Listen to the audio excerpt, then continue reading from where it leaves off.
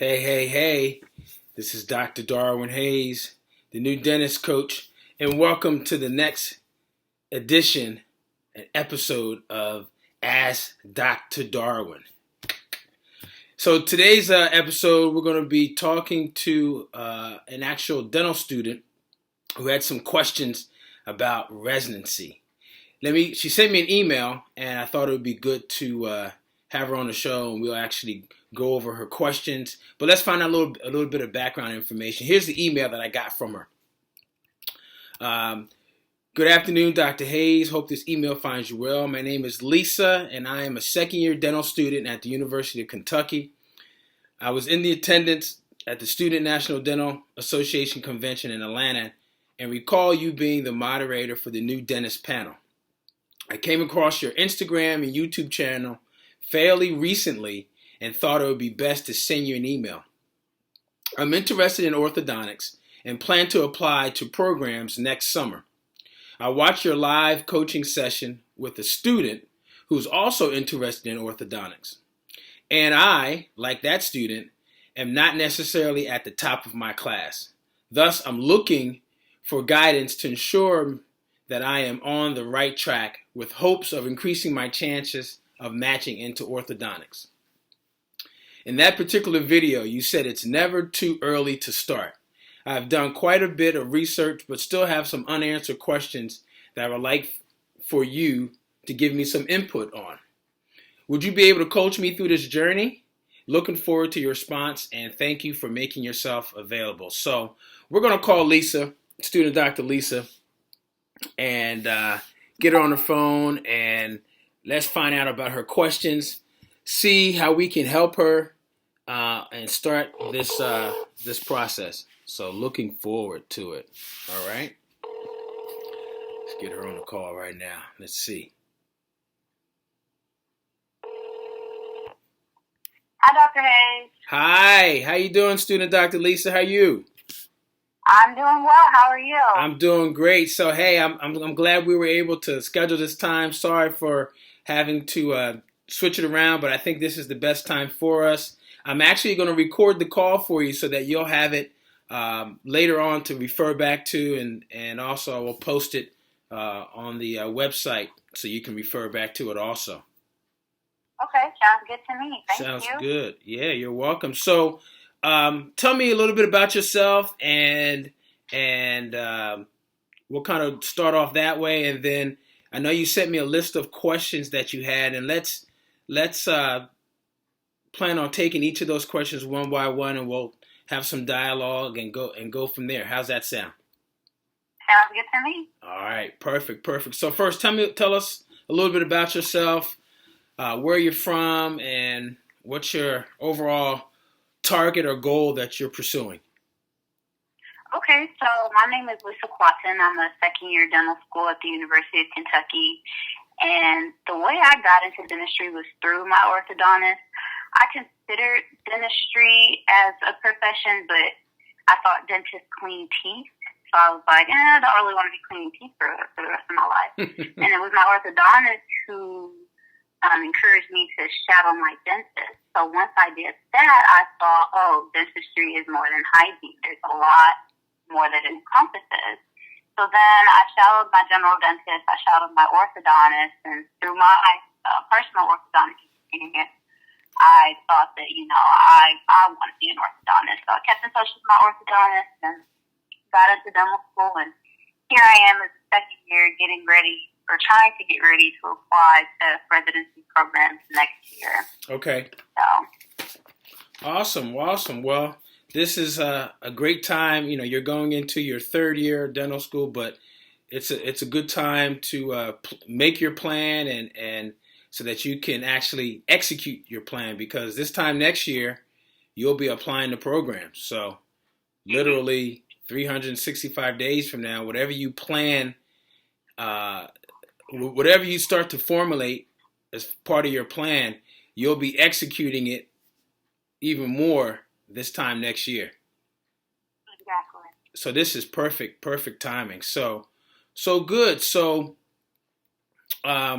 I know we kind of connected last summer at one of the national conventions, and I guess we got reconnected through some posts on social media, Instagram, and also on YouTube. And for those of you that are watching this for the first time, thanks for coming to the page. Dr. Darwin Speaks is my YouTube page, and also Instagram is Smile Dr. Darwin. Smile Dr. Darwin is the Instagram address. So let's dive into your questions. You sent me 5 questions, and I don't know if you have them in front of you. If not, I can kind of go over them. We can just attack those one through 5. Okay. So let's see. Question number 1. So go ahead and ask your first question. Okay, so my first question is, if I plan to visit a few programs this summer but do not intend on applying to residency programs until next summer, how do I go about following up with program directors to ensure that I'm maintaining communication or keeping up rapport? So that's a great question. Again, we kind of talked about how you're going to be applying this time next year, next May or June or July. But right now, you've got to come up with a list of programs, which you may already have. I don't know if you started a list of programs. I have. You have? Okay. So there may be opportunities for you to go visit the programs between now and when you apply. Depending on where they are and how and what your schedule is like, that may be one of the best ways to actually start to meet some of the program directors. You can't follow up if you haven't started to first get in contact with them, right? Right. So one of your other questions deals with going to the annual session. And typically what I've suggested to those that are applying to ortho and other programs like endo or oral surgery is a good opportunity to meet program directors, also current residents in ortho, is going to the AAO or going to the national meeting of that specialty program during the summer. AAO was just in, where were they? San Diego a couple weeks ago. So you missed that opportunity, but there is another, I think they have a fall meeting also, and that would be a time for you to go and visit. I think, I'm not sure if they're in DC for their fall meeting. That might be Pito, but one of the things that I would recommend as far as following up with program directors is to meet them first. And one of the best ways to meet them is actually at a meeting. So I would go on to the AAO website and see when there's maybe another, either a national meeting, maybe a fall meeting. Some organizations have 2 meetings a year, some only have 1. Or to see if there's a regional meeting. There may be a regional meeting for the Southeast. That may be in Kentucky, it could be in Atlanta, it could be in Florida. And that may be an opportunity for you to meet some program directors that are at maybe that fall meeting. So as part of your research and part of your plan, you've got to find out what events or which events program directors attend. And even if it's 5 or 10 programs, or if it's 30 or 40 or 50 programs, whatever it is, that's going to be your first point of contact where it's more of a professional and social setting. I recommend that because sometimes some programs may not want you to come visit. I don't know. Some programs encourage it, but it may be at a time that may not work for your schedule. So I think across the board, first establishing that contact with the programs, the ones that you're interested in or may have an interest in as you're compiling your list, is to find out where they are in a more group-like or professional setting and start to meet people that way. Okay. So that way, now you've started to meet people, say like this summer and the fall. You can start to follow up with them this time next year as you apply to ortho. But I strongly recommend that next year, wherever that meeting is, and I'm going to look it up right now, wherever that meeting is next year, you've got to go.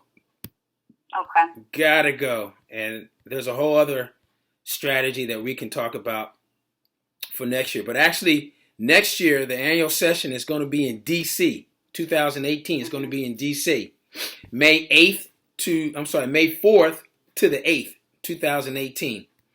So they typically they may have a residence rate, or they may have a dental student rate, or you may have to go as a guest. But whatever you're doing around that time, if you can take some time off, even if you just go for the weekend, you want to plug that event, that annual session for AAO in your calendar now, so that you can put it as a target and goal, because that's the time you want to go and meet them. Now, okay.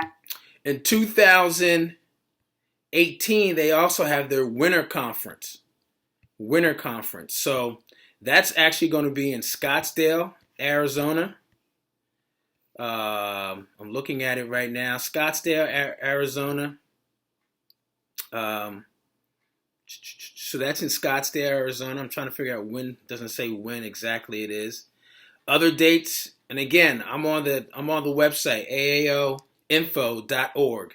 AAOinfo.org. And they have a list of all their meetings of the organization. Okay? And you can go on there and you can actually see when they're meeting. What happened here? But they also have another, looks like a fall meeting or something similar to that. What is this? There's a fall meeting. Oh boy. There was something I just saw in Chicago. And there's also, hold on one second. Something in Chicago. They also have, so as a member too, they have different memberships for students, and they have it for residents. So I guess if they're saying students, it's probably those that are still in dental school versus being a resident. But you can become an AAO student member. So that may be something that you may want to add to your battle plan, having that student membership, right? Because if you think about it, that is the profession that you're going to be, that you aspire to get into and be a part of. So why not be a student member?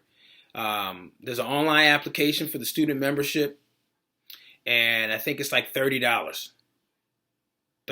So they say for the most part, if you're in good standing with the American Dental Association, you need your ADA membership number to fill out the application for AAO as a student member. So if you're involved in ASDA at the University of Kentucky, that's pretty much your ADA that's pretty much your ADA membership. You're a student member of the ADA through ASDA. So make sure that that you have that updated. It looks like the membership period for a student member for American Association of Orthodontists starts from June 1st of 2017 to May 31st of 18. So you want to have that on your resume, your CV, as you being a student member. Okay. Okay. I think with that also, you'll as a member, you'll find there's probably a lot of other benefits, access to information.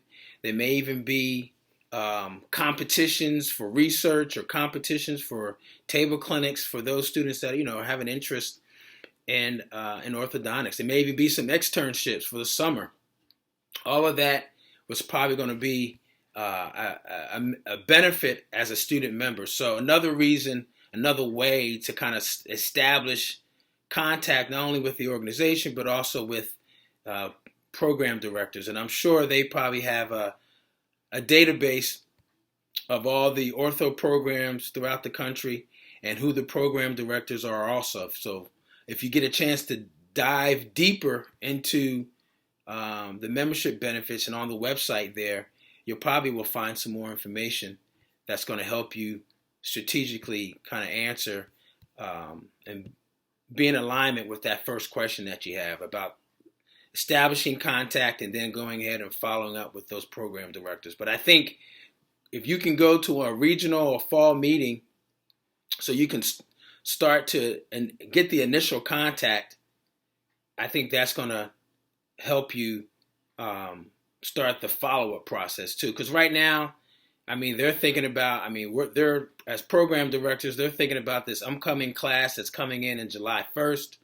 And then they also are thinking about now the application cycle for 17-18. So that's where their attention, concentration, and attention is on right now.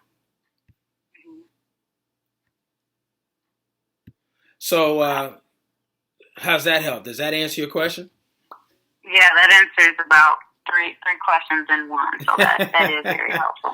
So so the second question is kind of part of the first one. So what's that second question you have? The second question was, how should a follow-up be done? Because I think there's a thin line between, showing interest and being aggressive with that and then kind of being a little annoying. So. Mm-hmm. Yeah, that's true. And that's a common consideration for a lot of people. And my answer to that is this. As far as the application process and the follow-up and the things that you're doing it for a reason. You're doing it so that you can get into an ortho program. That's the end goal. That's the end target. That's all the way down here on the end of the line. But before you can get into a program, you've got to get an interview. Before you get an interview, you got to get noticed, right? You have to get noticed. So you have to get what I call get out of obscurity, meaning get out of not being known. Because right now, no one knows you. And even when you apply this time next year, they're not going to necessarily know you. The only way they're going to know you is when you submit your application to them and they receive it. But even then, they're not going to really know you. So you have to be in a position to try to establish contact and a relationship with these program directors or people that are in charge of the admissions process somehow, some way, because everyone's going to submit, all the candidates are going to submit an application, everyone's going to have a CV, everyone's going to have a personal statement, but what's going to help you stand out from those applications, those phone calls, and those emails? And one thing may be your follow-up plan, right? How are you following up? So, yeah, there's a thin line between being aggressive and then showing interest and being annoying. But you have to consider also that you want to become a board-certified orthodontist. So you have to do everything and all that it takes, whatever's necessary, as long as it's within legal confines, it's not illegal, but to get their attention and build that relationship, right? Because typically people do business with people that they know, and people will hire or appoint people that they have some affinity for or with. So for you as an applicant, you've got to establish that level of affinity with the program directors or those that are making those connections. And it has to be in addition to the application that you're submitting to them through PASS. So once you get that initial, you establish that initial meeting, either at the fall meeting or next summer or next spring in DC in May, then you can start your follow-up, because then you have more of a reason of some normal follow-up. If you go and meet program directors or people that are part of the program, you want to have your business cards, you want to ask for theirs, and then immediately when you follow up, you want to follow up with them immediately after the meeting or whatever that encounter is, within the first 48 hours, I tell people. And then you leave it open based on your conversations, you leave it open so that you can maintain contact with them. Your first follow-up may be, thanks for engaging in dialogue about the program at the University of Florida. I'm really interested in Orlando, and if I have any additional questions, I will definitely give you a call. Thank you for allowing, for exchanging your information. And then you've left it open for you to have that dialogue with them if you have questions. They may refer you to one of the residents, which I encourage you to, another reason to go to those meetings so that you can actually talk to the residents, meet the residents, because they're going to give you the inside scoop because they've already applied to the program. They went through that same process that you're going through or going to go through. They can tell you about the different programs they looked at. They can tell you about interview questions. And, of course, they're going to tell you about the specific program that you're interested in. So they also will tell you who are the decision makers regarding the admissions process. So with that in mind, you can formulate your follow-up plan with those people that have been indicated to be the ones that are the decision makers. So I think approaching it that way and with the goal in mind and your viewpoint of, okay, I have to establish contact. I'm going to maintain contact. I'm going to build this relationship. And it's, it's a professional relationship. So the only consideration that most people have is, like you said, I don't want to seem too aggressive. I don't want to go beyond, being a pain in the butt just because I show interest. But you have to understand that that's maybe their consideration. And depending on who it is, as a program director, they may not think anything of it, or regardless of what you may think, one follow-up call may be too much for some program directors, right? Right. I mean, you don't know. But again, your main goal, your main target is to get into the program, to get them to know you so that that your application stands out, so that you get an interview, got to rock the interview, follow up after the interview, and be selected to match.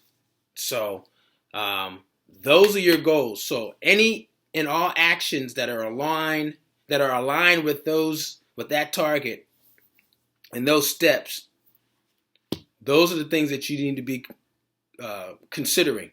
Those are the things that you need to be worried about. I wouldn't try not to be too focused on, well, I don't want to seem annoying, that I'm annoying them, and I don't want them to think that I'm pushy. Hey, it's very possible they had the same behavior when they were trying to get into the ortho program. So don't focus on that. Focus more on establishing relationships, staying in communication with people, getting yourself out of obscurity so that they know you, so that when your application hits their desk or hits their computer, they can make an association with your name, with a face, with a phone call, with a follow-up email, something from from beforehand. That's what you want. That's what you're striving for. Okay. So what's your third question? My third question is, how many programs should an applicant consider applying to? How many programs should an applicant consider applying to? I mean, quite honestly, there's no magic number. I was talking to one of my GPR residents that's coming into the program in July, and she applied to pedo. And she applied to pedo. She applied to 15 programs. 15 programs. Out of that 15, she got 3 interviews. 3 interviews. Okay. Of that 3, she didn't match at any of those interview programs. So that's one example. 2 years ago, had a GPR resident that applied to ortho. She had Dr. I think she had at least 15. I'm sorry, she applied to about 20 programs, got close to 15 interviews. I mean, every other week she was gone on interviews. And she didn't get any offers. No offers. She went into the post match, and there was a couple of programs that had some positions open, and that's where she got her spot. It was within a program that had gone from 2 ortho positions, and they had opened up. They expanded to 1 more, so they had 3. And at the time of the 3, they had already filled in 2 of those positions. So luck just had it. She had kept in contact with the program, and she post-matched at a program that had a 3rd position.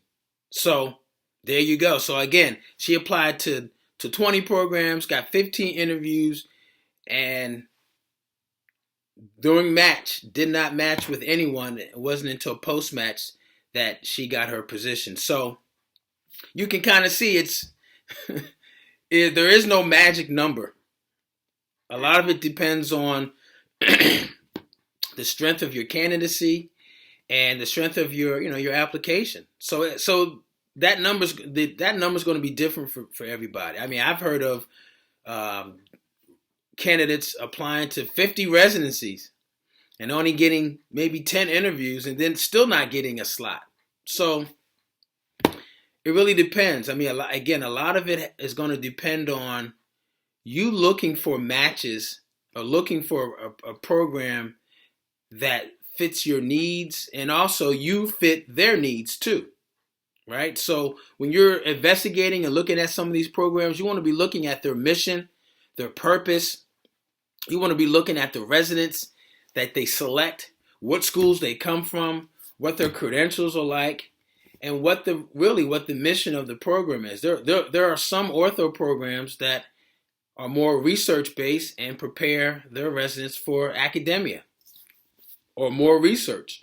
There are other, in teaching, there are other programs that prepare their ortho residents for more clinical practice. So you have to kind of determine and see how those programs that you're looking at or want to be looking at, how that fits into your plan or your thoughts and your ideas, because they're going to take people or select candidates based on their mission, based on how they feel that candidate is going to fit into their program.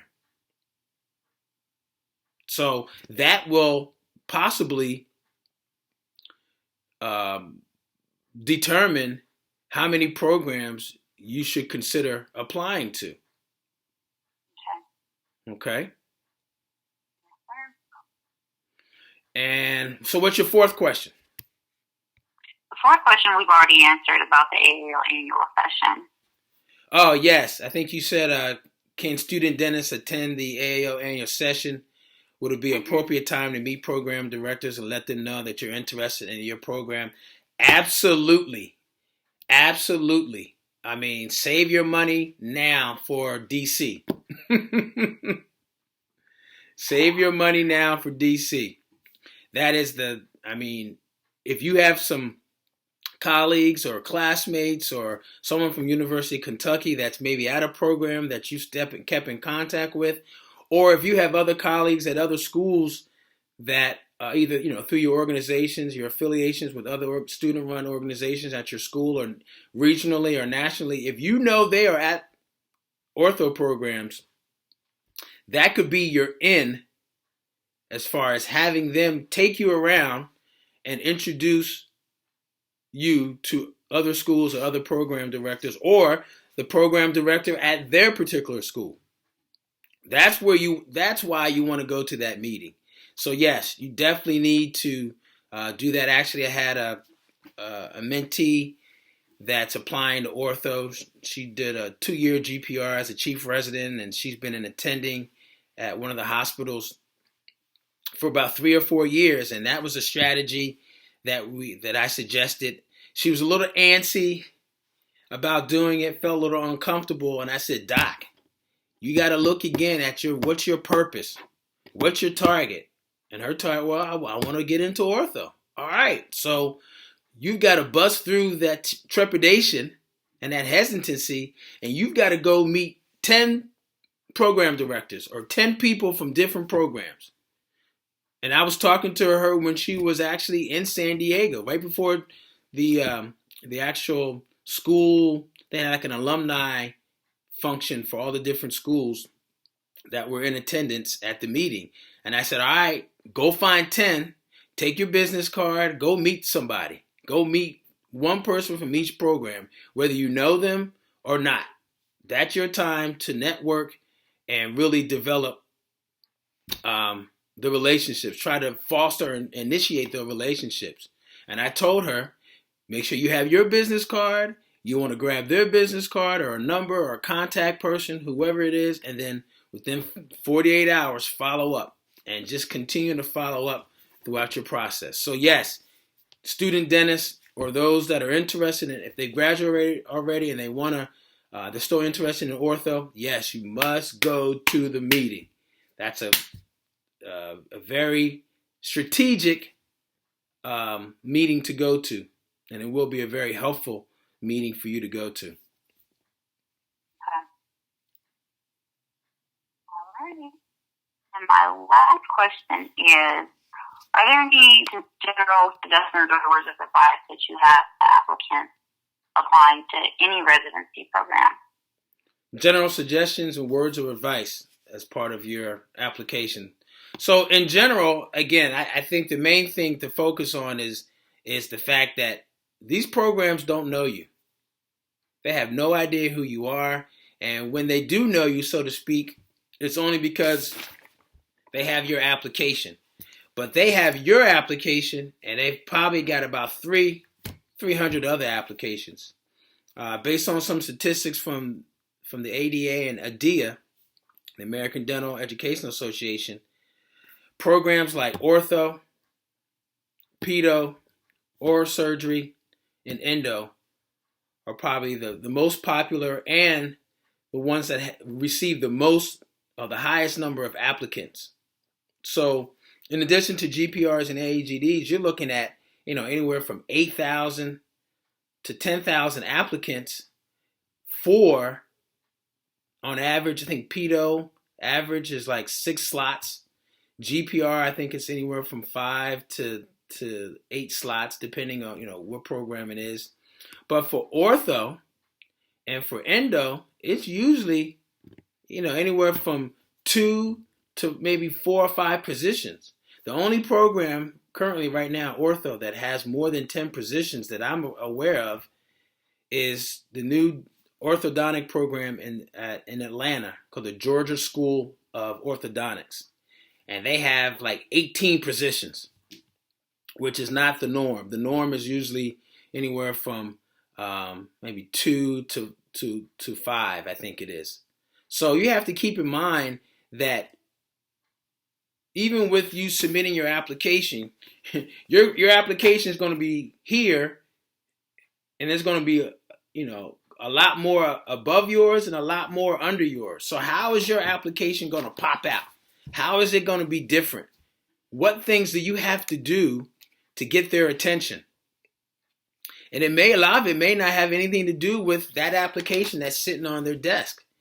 That's why one of the biggest suggestions is if you're applying to a specialty program and they have an annual session, you need to go to that session and find out who those people are so that they can see your face.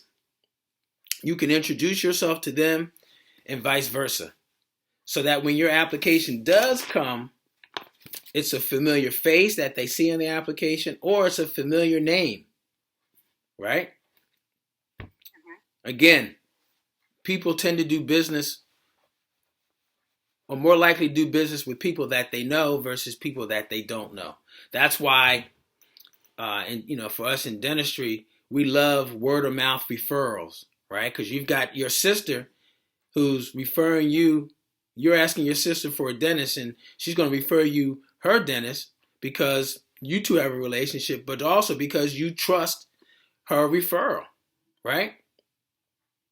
So you're more likely to go to that dentist versus somebody that you don't know, or someone that one of your friends and family doesn't know. You're less likely to go to that person, unless you're just a renegade and you're just kind of shopping around. But you're more likely to go to a business or a dentist that someone else that you know has been to, that's patronized, than maybe just going cold turkey to somewhere that you haven't been to before. So keep that in mind. I mean, I think that's the biggest suggestion. Also, keeping in mind that you have to figure out how you're going to stand out in your application, your credentials. You mentioned research. I mean, everybody who's applying to ortho does research. Everybody will have, I will bet my year's paycheck, everybody has a research line or 2 or 3 or 4. So that's going to be the norm. It's almost like you have to have research. But what about that research can help you stand out? Maybe it's something different. Maybe it's something controversial. Maybe it's to the level that it gets you noticed, that they want to have it, in addition to your other parts of your application. They may ask you about your research, and you want to be able to, just put them on their feet about your research experience. And a lot of it could be just how you articulate it in the interview. So again, you have to be thinking along the lines of the program directors. And one of the things that we look at, or that we're tasked with, is picking out, say if we have 5 positions and we get 200 applications, we got to pick out probably, top 25, top 50. And then maybe from that 50 go to 25, and maybe from that 25 maybe go to 20. And for ortho programs, they may be only interviewing 20 people.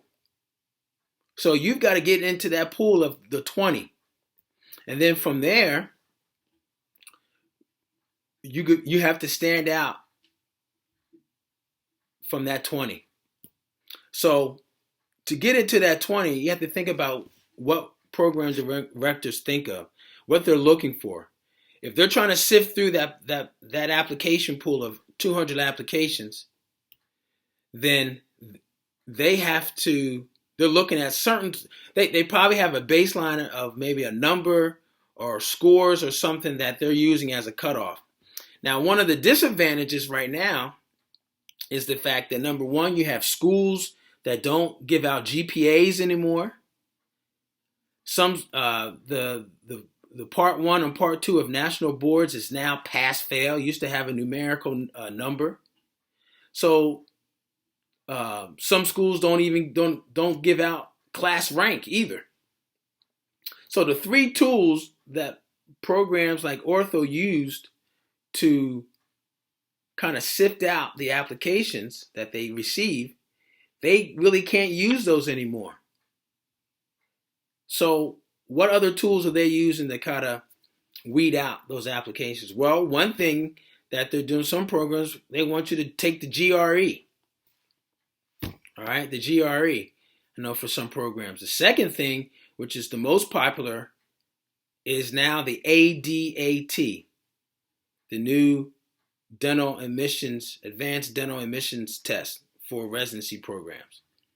So some programs are utilizing that as a screening tool to help them sift through and use a numerical number to put candidates from this big pile to a smaller pile.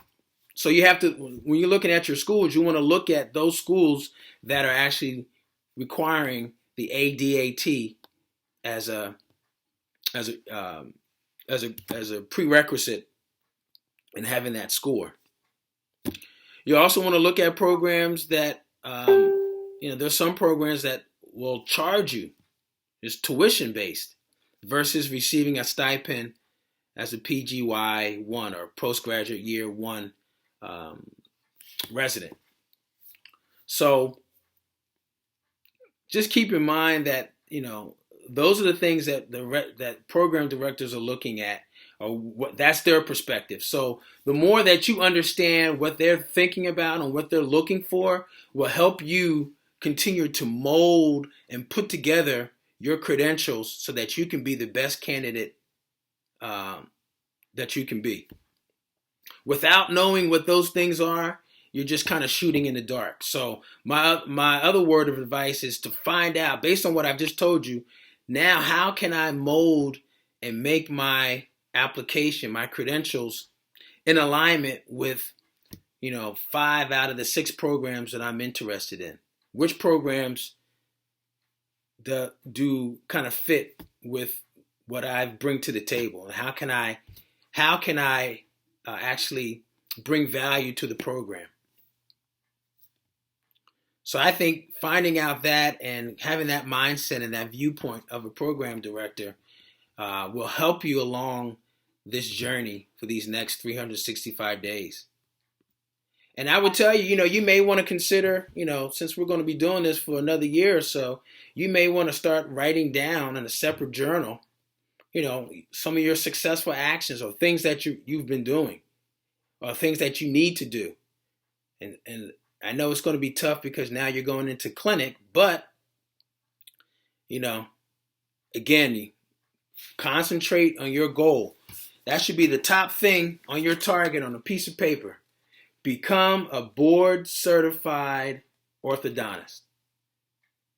So that every day when it's kind of, you're kind of sluggish, you're kind of tired, you don't feel like doing some stuff, hey, pull out your target and goal sheet, become a board certified orthodontist. And then ask yourself the question, what have I done today to hit that goal or that target? And some days it may not be a lot, but other days it may be things that you can do that'll help you get refocused and re-energized into getting things done that's in alignment with getting your application and getting prepared for this postgraduate professional opportunity.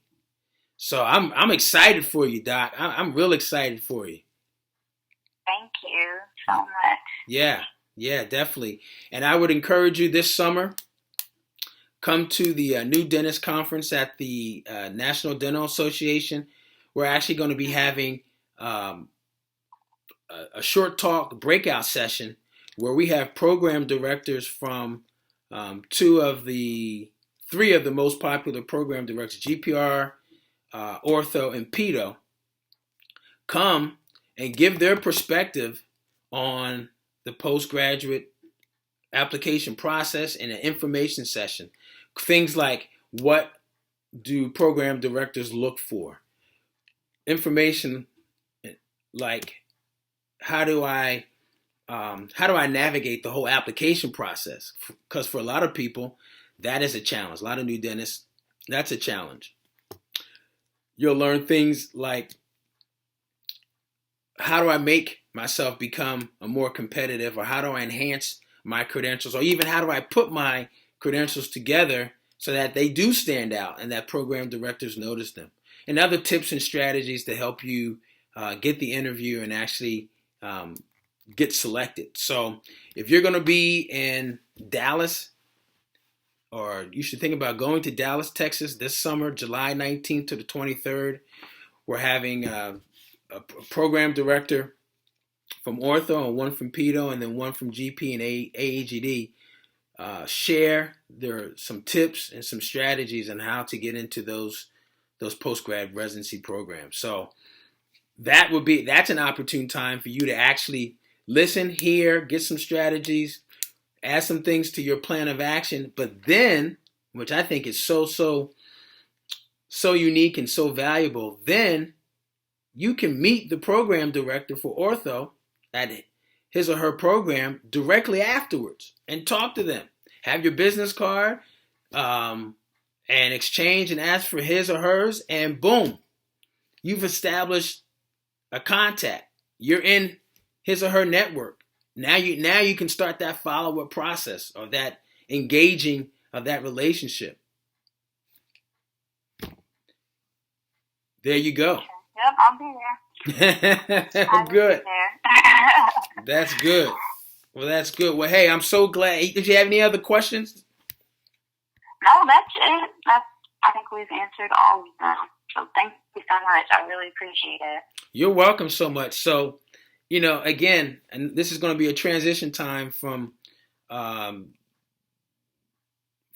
going from second to third year, now going into clinic and having more clinical responsibilities. But I think you're on the right track as far as the timing. I hope some of the tips and strategies you actually, now that you've learned them, now you've got to execute, right? Got to execute. Right. These ideas, these tips and strategies don't mean nothing. They have no value if you do not execute. So now you've got a year to really execute your plan in becoming a great candidate for ortho. So let's keep in touch. You can always continue to email me at newdentistcoach@gmail.com. Feel free to share my YouTube channel with other people, whether they're applying to ortho or other residencies. I have some other videos and some other strategies and tips for not only just for specialty programs. I have one for oral surgery. I actually getting ready to do another one for pedo and for oral surgery again, but also for GPRs too. I think for the most part, people find them helpful, and it's just another resource. There's so much stuff that's out there, but I try to. My goal is to help as many new dentists as possible. Whether it's talking to them like you and I are doing through coaching calls, or whether it's presenting at regional or national meetings, on my blog. But, I've had some great mentors, some great people that helped me along the way. And I understand that it's so very much needed and wanted for new dentists to kind of get some help, because in dental school, they're not going to be able to teach you everything, right? They're not going to be able to show you how to do everything. And at the same time, that also extends to showing you how and giving you some strategies on how to go to the next level with your dental education and your training. So that's where, you have other people come in like myself to kind of help out you guys as much as possible, because it can be done, but you just need some more help, some more tips, some more strategies that are successful along the way. So feel free to share this replay with any friends, other colleagues, whether they be at University of Kentucky or other schools, and I appreciate you subscribing and reaching out to me. So let's get you into ortho. Get you into ortho. So you graduate in 19, right? 19. Yep. So we want you to be in the residency class that's starting in 2019-20. That's going to be your first year. Yep. That'll be your first year. I would say this too. One thing I wanted to add as far as suggestions and word of advice. Remember, not everybody that comes out of dental school is able to get selected to go into ortho right after school. There are some people that have to do some additional training, whether it's an internship. There's several internships across the country. Some of them are paid, some of them you have to pay, and that may help your candidacy and your credentials. But keep in mind that there is a possibility that you may not get selected the first time you apply. We have some residents at our program that are in our ortho program that have applied once, twice, 3, 4 times. So, again, be steadfast on your purpose and your goal and your target, and understand that it's not going to be easy. It may be challenging, but you just have to really develop and think about, all right, I applied the first time. Now, let me reflect on my application. Let me look at where I could improve, and then let me make those improvements right here, right now. Boom. So keep that in mind. So one strategy is to also be thinking about GPR programs or AEGD programs, because some ortho programs want you to have some experience, right? Most of the time, some of the best and strongest orthodontists are general dentists that understand the whole concept of comprehensive care, and they bring that to the ortho program, and that is what enhances their abilities to be a great orthodontist, because you got to remember, the source of your referrals is going to be where?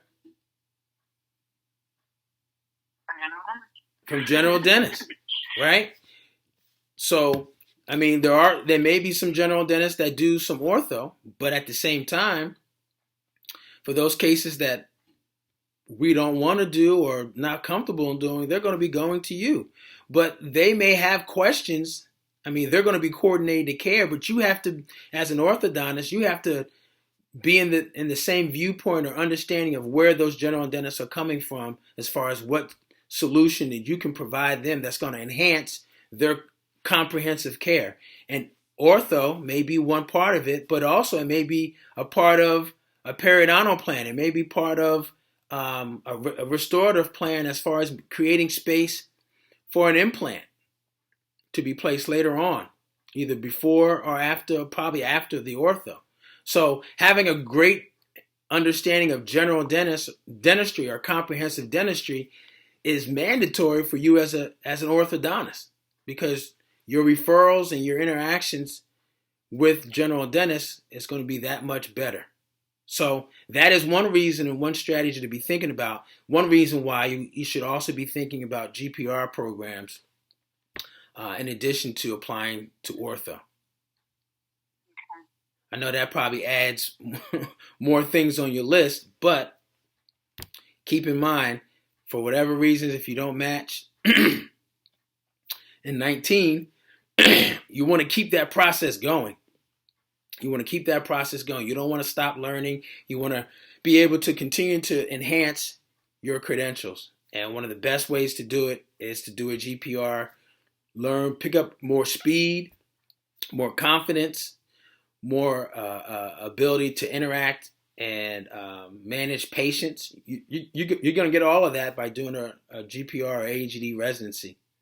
And you're going to get some lectures probably in ortho, or have the opportunity to maybe get exposed to more ortho, depending on what GPR or AGD program that you go to.